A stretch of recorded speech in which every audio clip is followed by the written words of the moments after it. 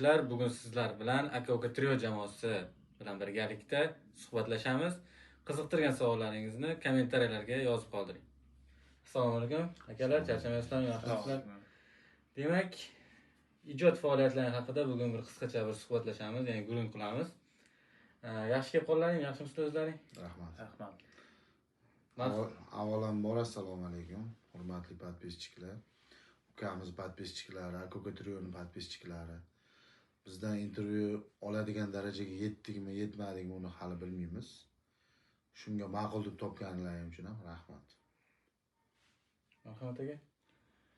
Akam aytgandek shu fikrlarga ham qo'shilaman. Bu natijaga erishish ozmuncha oson bo'lgani yo'q. Mayli shu natijaga erishdik, intervyu beradigan darajaga keldik. Muxlislar va boshqa insonlar shuni talab qilgan ekan. Avvalasi xursandmiz. Hammaga rahmat. Assalomu alaykum yana bir bor. Xo'p, akalar. Demak, ko'pchilik obunachilarimizda savol bo'ladi. Bu akalar o'zi kim? Nima ish bilan shug'ullanadi? Qani bir o'zlaringiz bir tanishtirsangiz, kim, familiya, ism?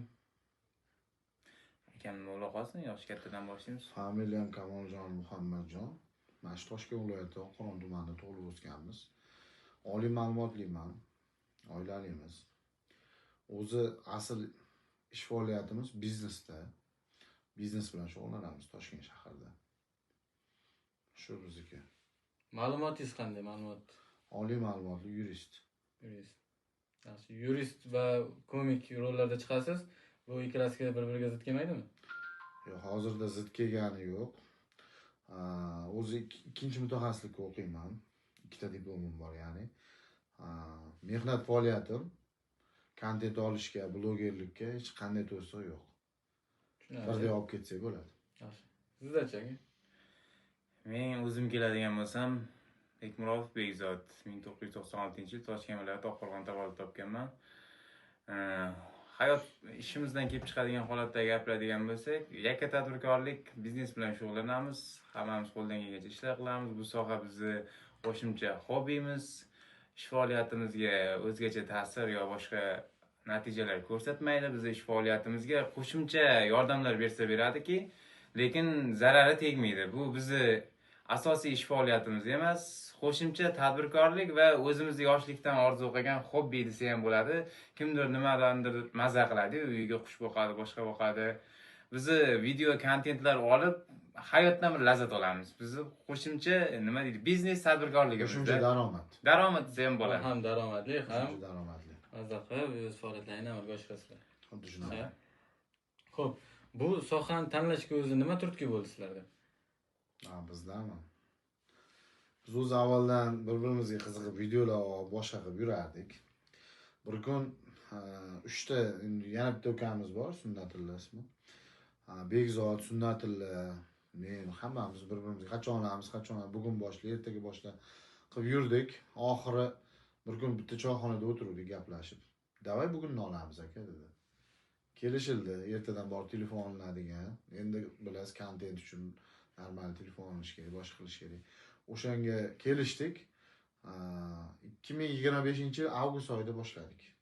Avgust oyida. Avgust oyi. O'zi bu sohaga kirish Toshkent shahrida uy bilan shug'ullanaman. Arenda, kupli-pardash, oldi-sotdi bilan shug'ullanaman. Bir ikkita kanallarga qo'yish pulli edi. Obunachisi ko'p. Misol uchun uy qo'yadigan bo'lsam pulli. Pulini beraman, kanalga joylab beradi. To'xta, o'zimiz ham qilaylik. Keyin ukam Bekzod aytdi, "Aka, biz ham kanal ochib, kontent qilib, boshqa qilib, oldi-sotdi qilib biz yurg'izaylik, xalqqa qo'ldan kelgancha manfaatimiz tegar aka" dedi. Shu bilan avgust oyida boshladik. Tushunarli. Birinchi chiqargan videolaringizni ko'pchilik ko'rgan. Ya'ni Pulim bo'lgan tashakkur etaman aka. Akajon biz to'g'rishunos qarzga bera olamiz. Akajon, iltimos, nochorlikdan so'rayotib.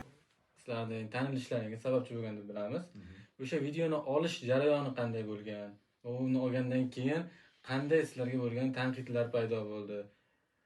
Ya'ni odamlarning kommentariyalari qanday bo'ldi masalan? Avvaldan sizlarni ko'rishmagan, videodan keyin.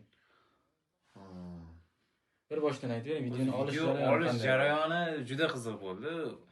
Bir kunda rejalashtirildi. O'zi u video ssenariysi boshqacharoq edi. U tasodifan o'zgarib ketdi. Bitta do'konda olmoqchi edik. Ochig'ini aytganda, bu do'kon bilan birinchi videomiz bo'lganligi uchun borib murojaat qilish, u bilan gaplashish, video olishga iltimos qilish odamda sal xijolatli, tortinchli vaziyatlar bo'ldi. O'shaning uchun o'zimiz bir yaqin akamiz bordi. Shuni joyiga bordik. Choyxona bilasizlar, hamma biladigan joy. O'sha choyxonaga borib, shunchaki hazilomuz sifatida olingan video biz kutmagan natijalarga va kutmagan prosmotrlarga erishib ketdik. U yerda o'ziga yarasha qiyinchiliklar bo'ldi, boshqalar bo'ldi.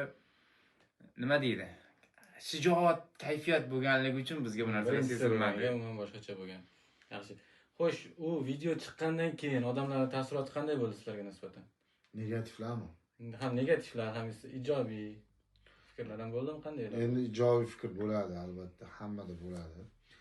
Tanganing ikki tomoni bor-da, chunki. Boshida har xil nima deydi, tanqid bo'ldi. Ukam to'g'ri keladigan ishni qil degan odamlar ham bo'ldi, to'g'risi. Endi nima deydi, maqsad bo'ladi-ku odamda. O'zimiz maqsadimizdan qolmadik. O'sha kim nima desa to'g'risin dedik. O'zimizga yarasha. Misol uchun hurmatlaring to'kib ham qo'yibsanlar video olib dedi. Mayli, hurmatimiz mana shu bitta video bilan to'kilsin dedik. Misol uchun meni uyimdan video olishimga qarshilik va e'tiroz bo'lgani yo'q. Misol uchun hammamiz oilalimizda, uchalamiz ham Oilali. Buni uydan ham xuddi shunaqa. Nima deydi? Uyimizdagilar nisbatan qarshiliklar bo'lmadi. Atrofdagilar, ya'ni qarshilik deganda ular negativ fikr bildirdi demaymiz. Hamma o'zidan kelgan holatda fikr mulohaza bildiradi. Nima deydi? Balki ular biz yuzimizni ular ko'rmaganligi uchun, bu sohada ko'rmaganligi uchun boshida ajablanish tuyg'u hislar bo'ldi.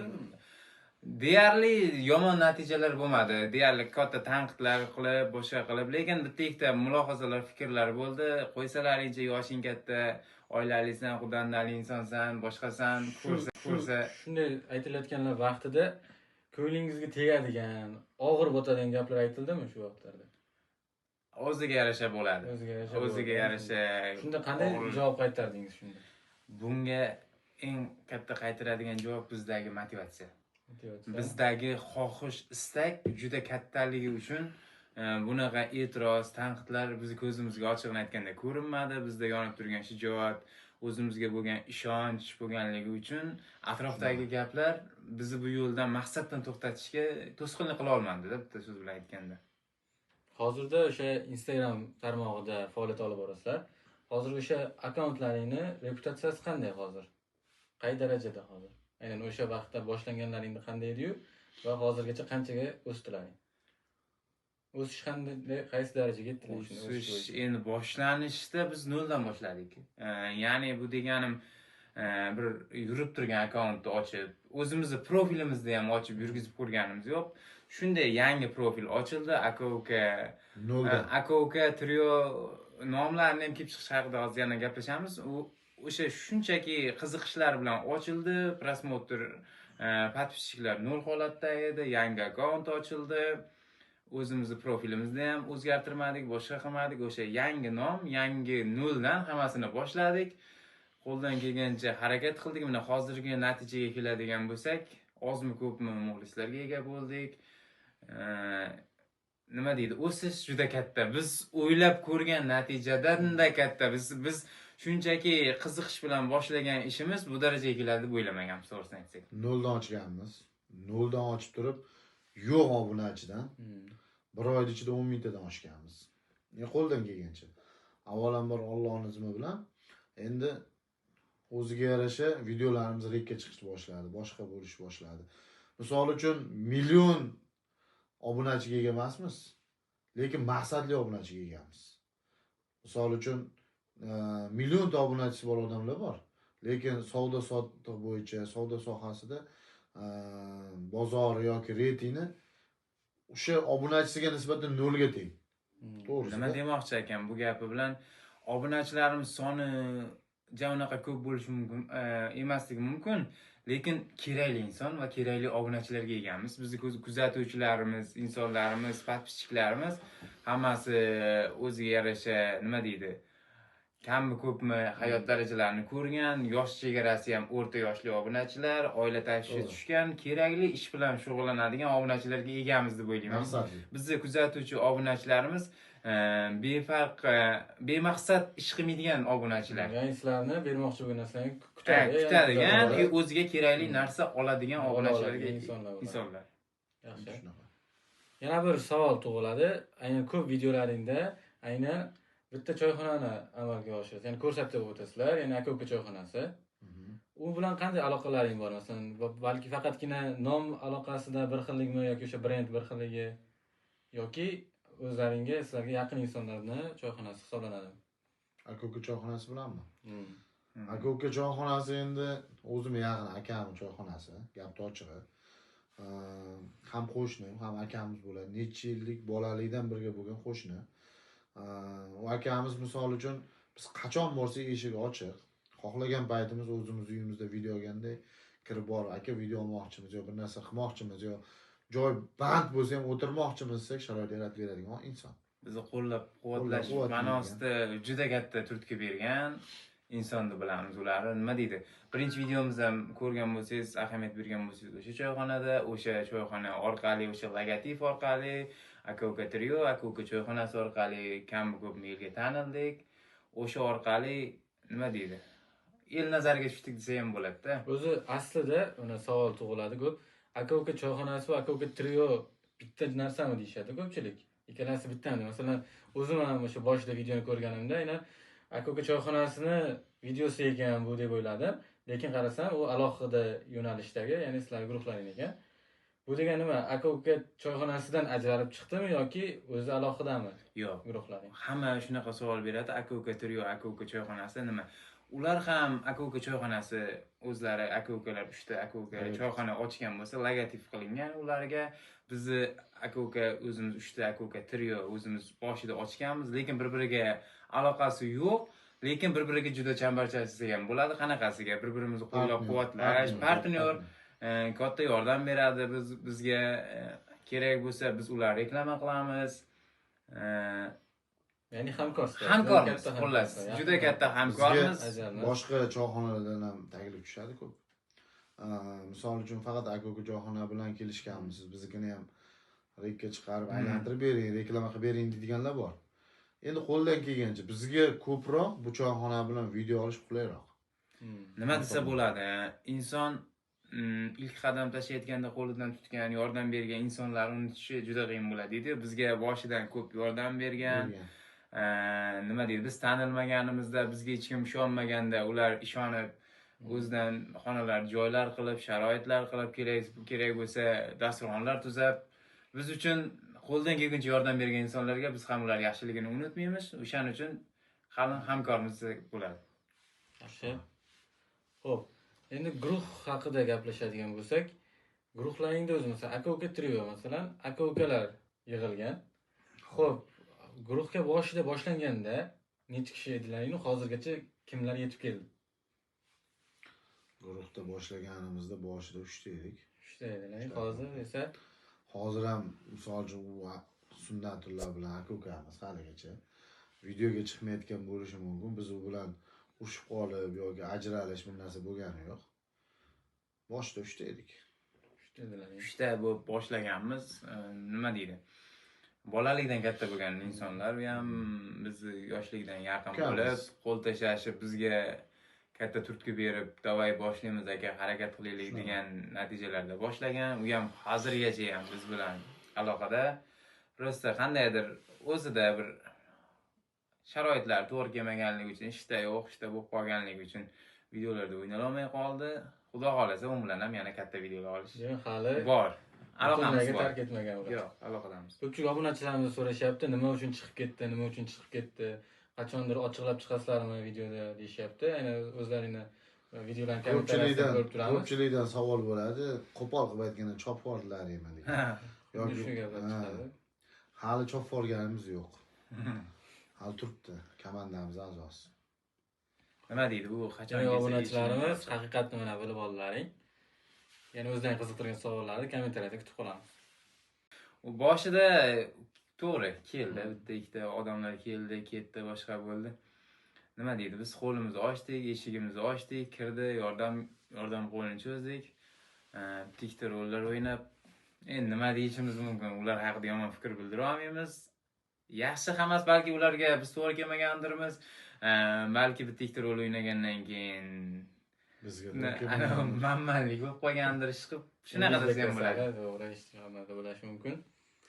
Xo'p, jamoalaringda oxirgi videolaringni ko'ramiz. Jamoalaringda qiz bola ham ishtirok etdi. U qanday u? Guruhga qanday keldi? Qanday ishtirok etmoqda? Shahnozami? Biz guruhimizga o'zi u qiz ham avvaldan video olib, kontent qilib yurardi. Men uni avval kuzatmaganman, misol uchun. Yo'l-yo'lakay mashinada kelayotganimizda tanishib qoldik. Men Toshkent shahrida ishlayman. Yo'lda uyda qaytayotganimda ko'rishib, tanishib qoldik mashinamga chiqqanda. Shunaqa video olasizlarmi dedi. U qizimiz o'zi o'tkir tergov degan anaqa ko'rsatuvda chiqadigan qiz, rol o'ynaydigan qiz. Haqiqatda iste'dodli qiz. Rollarda, misol uchun rollarda yaxshi ijro etadi. Haqiqatdan yaxshi ijro etadi. Keyin komandamizga qo'shdik shu qizimizni. Hozirda biz bilan video olish jarayonlarida ishtirok etyapti. Hozir ham birga komandada. Sheriklaring nom kim demasan, qiz bo'ladi saying. Shahnoza. Nima deydi?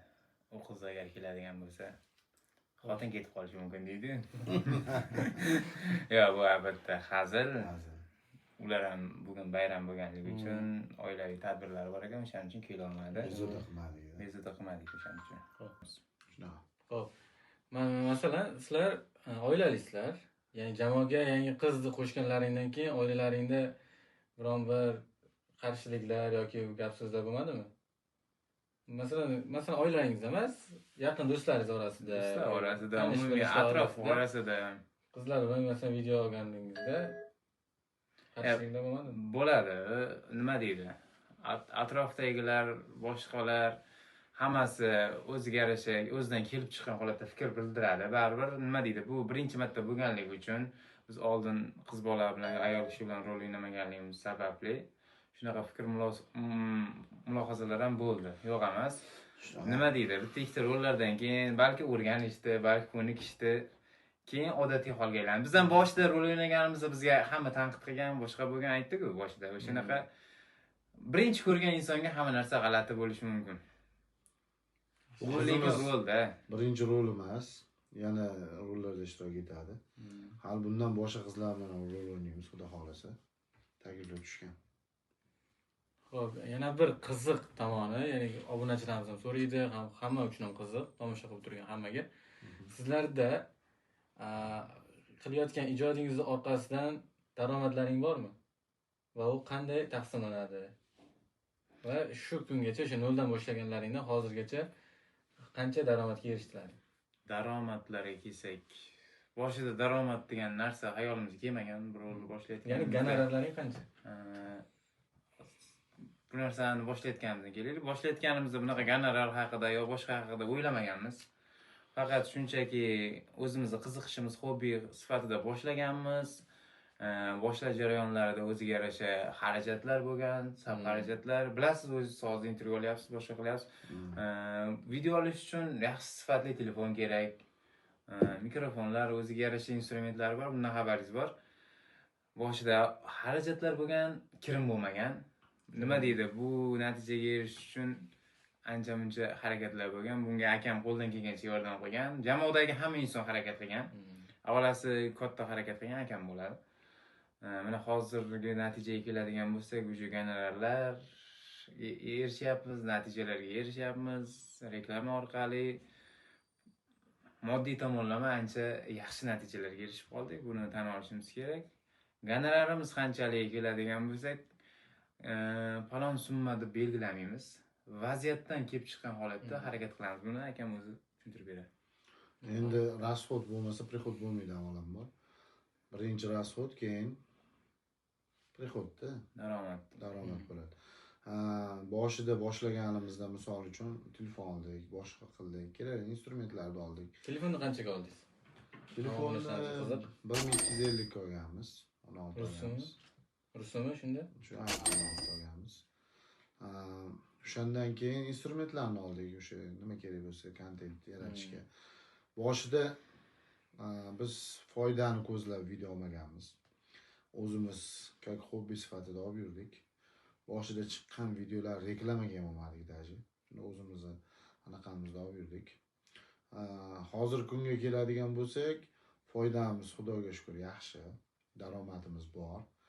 Ozmi ko'pmi daromadga chiqqanmiz. Qo'shimcha daromad desak ham bo'ladi. Qo'shimcha daromad.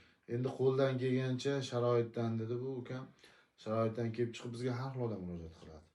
Uy sohasida uyini ikki xil yo'nalishda sotadiganlar bor-da. To'qlikdan, yo'qlikdan sotadiganlar bor. To'qchilikdan uyi ko'p bo'lib turib kimdir bolasi sotib olishi mumkin yo uyini kimgadir qiziq olishi mumkin. kattaroq uy olishi mumkin yo mashina boshini olib olishi mumkin, kimgadir qiziq nimadir ish qilish uchun yo biznesga tikishi mumkin. Bir xillar yo'qchilikdan sotadi. Ko'pchilik telefon qiladi, boshqa qiladi. Kimdir operatsiya bo'ladigan, kimdirga uyiga pul kerak, kimdir to'yiga pul kerak, nimagadir pul keraklar. Ularga qo'ldan kelgancha borib, o'zim boraman shaxsan o'zim vaziyatdan kelib chiqib o'rganib holatidan boshqasidan. O'sha mahalla raislaridan so'rab, haqiqatan shunaqa odammi yo'qmi? O'shanga qarab uylarini daji unaqa insonlar uyini reklamasini tekinga qo'yib beramiz. Tekinga Qo'ldan kelgancha. Qo'ldan kelgancha harakat qilamiz. Nima deydik? Kimdir biz orqali manfaatli, foydali bo'lib qolsa, xursand bo'lamiz. Endi har xil vaziyat bo'ladi-da. Yo'qchilikdan sotayotgan inson o'sha 100 so'm bilan pul bo'lib qolishi mumkin. O'shaning uchun qo'ldan kelgancha harakat qilamiz. Shunaqa. Imkon darajasida. Yaqinda bitta holat bo'ldi. Bitta insonga juda pul kerak edi. Endi ko'rinishdan tushkunlikka tushib qolgan inson edi, bordim. Endi biz bir sababchi dedim. Avvalambor. O'shan bilan Allohning izmi bilan uylarni qo'ydik endi. Biz sababchi. Uyini baholadik. O'sha inson biz baholagan narxdan ham arzonga berishga rozi, muhtojlikdan. Shu bilan bir kun o'tdi, ikki kun o'tdi. Orada uylarni, ko'p uylarni ko'rgan bo'lsangiz videoda, bir kunga qolmay sotib olamiz orada. Endi u insonning uyi sotilmadi. Ertasi kuniga yana so'radim, sotilmadi. Bir inson telefon qilib qoldi, shunaqa uy kerak. Ikkita uchta uy ko'rsatdim. Bitta uyni daji oladigan edi. Endi saxovatpesha insonlar ko'p-da. Misol uchun tumanimizda, davlatimizda, shu vatanimizda. Aka shunaqa shu inson shunga sotmoqchi ekan degan gapim uchun borib uyni sotib oldim. Bu o'zi aslida boshqa joydan ko'ryapti-da.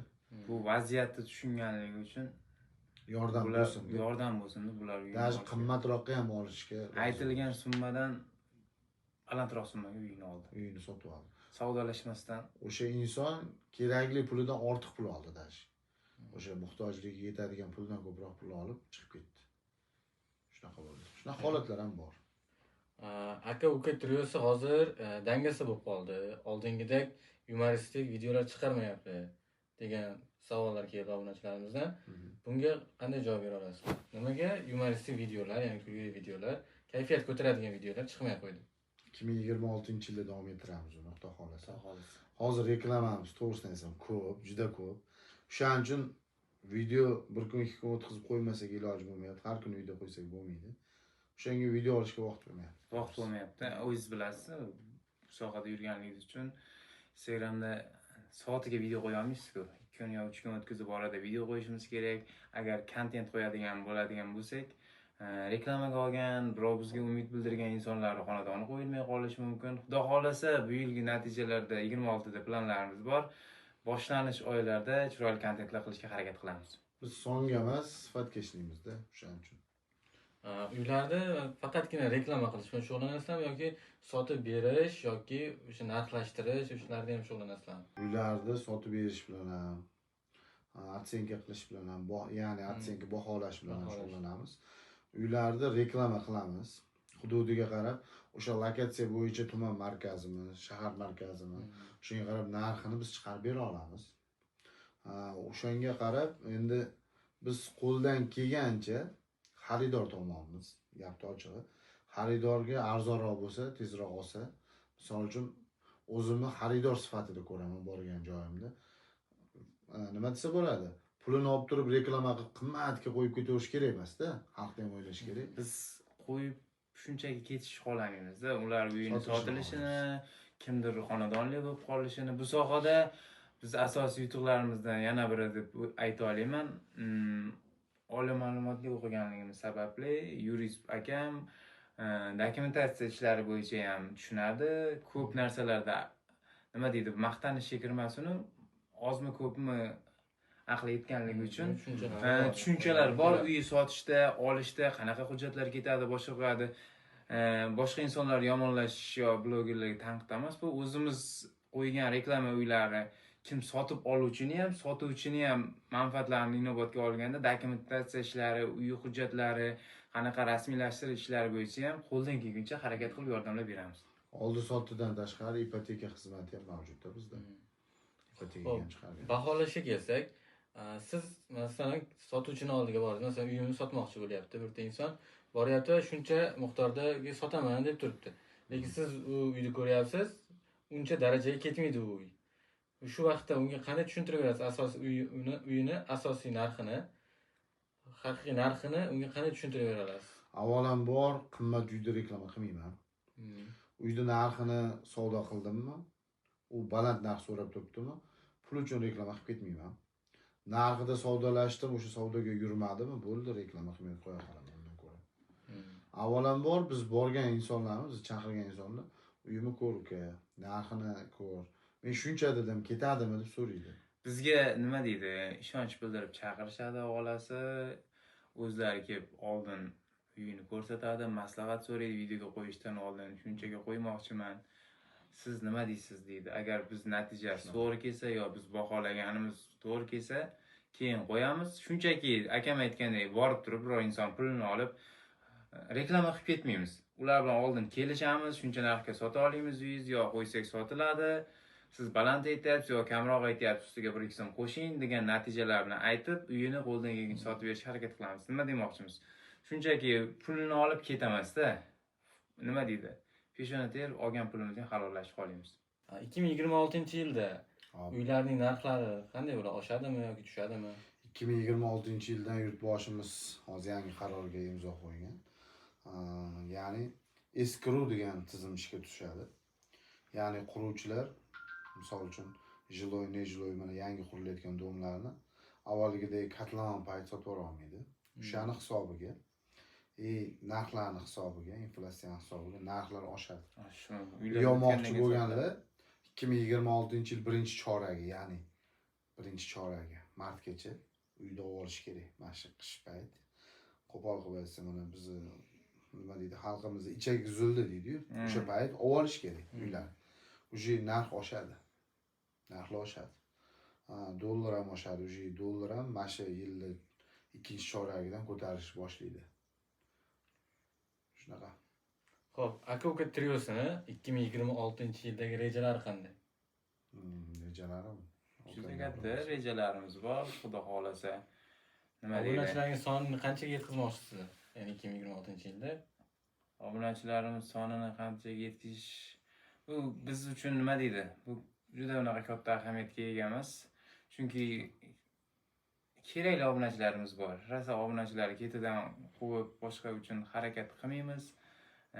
Bizga kerakli insonlar bizni kuzatmoqda. Obunachilarimiz soni ko'z tegmasin oshmoqda. Ya'ni demoqchi bo'lganim, biz obunachilarimiz sonini ketidan quvmaymiz deganim, rosa qattiq harakat qilib obunachilar sonini orttirish xohlamaymiz.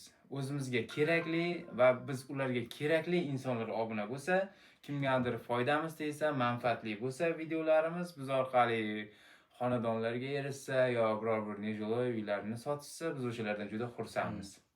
aka-uka triosi jamoasi 2026-yilda yana yumoristik videolar qiladimi?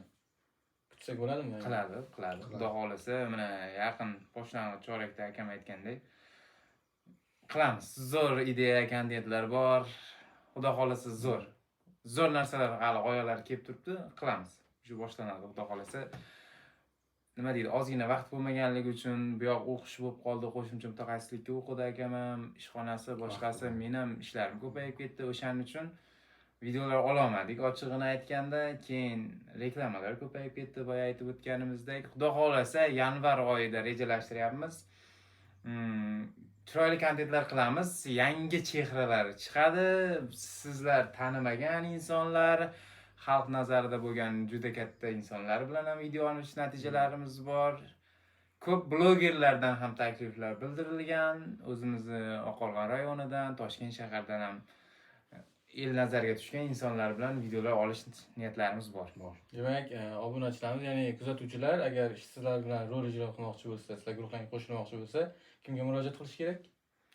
Guruhimiz bilan rol ijro etish uchun guruhimizga yozsa yo akamga yo menga aytsa ham farqi yo'q. Kim bilan bo'lsa ham gaplashilaveradi. Hamma teng huquqli, hammamiz bir-birimizni kelishgan holatda fikr mulohaza bildiramiz.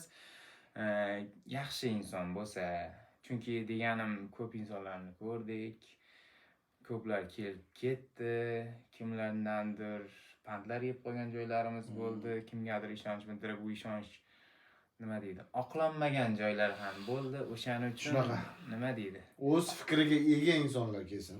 Birovni Og'zi gapidan kiygan chiqaradigan inson qatig'ini ham puflab ichadi deyishadi-ku. O'shaning uchun o'ylanib qoldik, ochig'ini aytganda. Demak, casting bo'ladi sizlardan video olish uchun, biz sizlar bilan birgalikda ishtirok etish uchun Casting qanaqa casting bo'ladi? Suhbat o'tkazamiz. sifatida.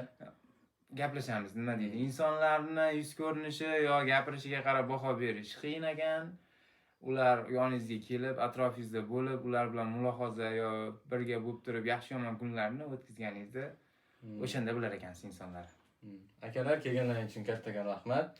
Hurmatli obunachilarimizga 2026-yil, ya'ni yangi yilda o'z tilaklaring bo'lsa, bemalol kameramizga bildirishlaring mumkin. Avvalambor bizni kuzatishda davom etayotganlarga hammaga rahmat. Kelgan yangi yil hammamizga qutli, barakali, omadli yil bo'lsin. 2025-yilda shunchalik marralarga erishdik.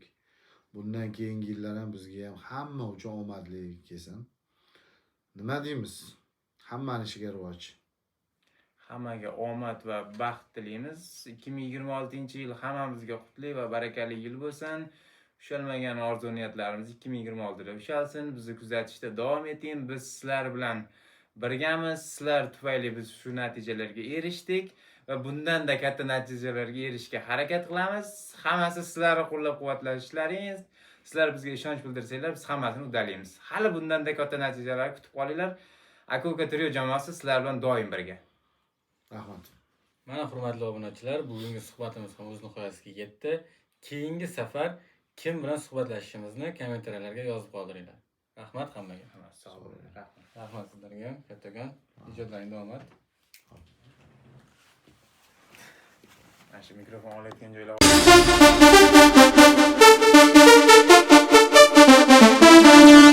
Ding ding